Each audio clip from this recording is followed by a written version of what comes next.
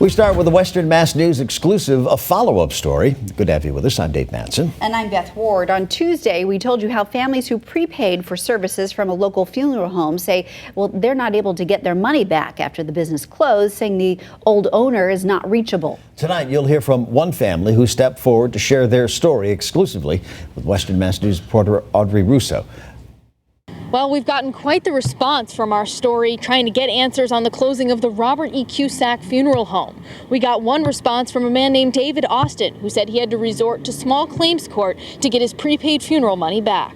She put $500 down towards her prepaid her funeral arrangements with Tommy Cusack. David Austin says there was no other choice for his mother's arrangements than the Robert E. Cusack funeral home in Westfield. My mother's known him for years. He did my father's funeral back in '87. When Austin's mother was beginning to lose her battle with bladder cancer in 2017, I called Cusack to make sure, everything was all set, and he assured me, not to worry. But Austin says that assurance turned sour at the worst possible time. The night she passed away, I got a call within a half an hour from him saying, he was sorry and all this, but he went out of business. I talked to him 3 weeks earlier. If he had just said, sorry, I'm going to close I could have looked for a funeral home that I wanted, or instead of one that I had to use at the last minute. After making last-minute arrangements to celebrate his mother's passing,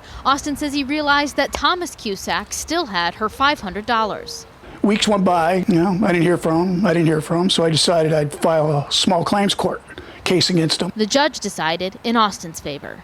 I got a judgment, and it took him 30 days to pay. It wasn't so much the money, it was what he did. Western Mass News went to a new address we found for Cusack. We were told he wasn't home, but we tried a new phone number that was provided to us.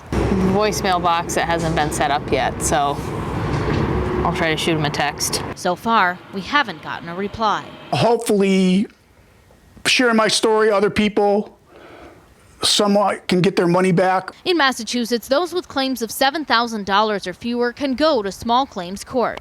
For Austin, it was a small win for the person he felt was treated most unfairly. Oh, it hurt me deeply. My mother just died, and for somebody that you personally know, my mother trusted him. The Attorney General's office tells us they've received at least 8 complaints against the Robert E. Cusack funeral home. They tell us that they are investigating each one. Reporting in Westfield, Audrey Russo for Western Mass News.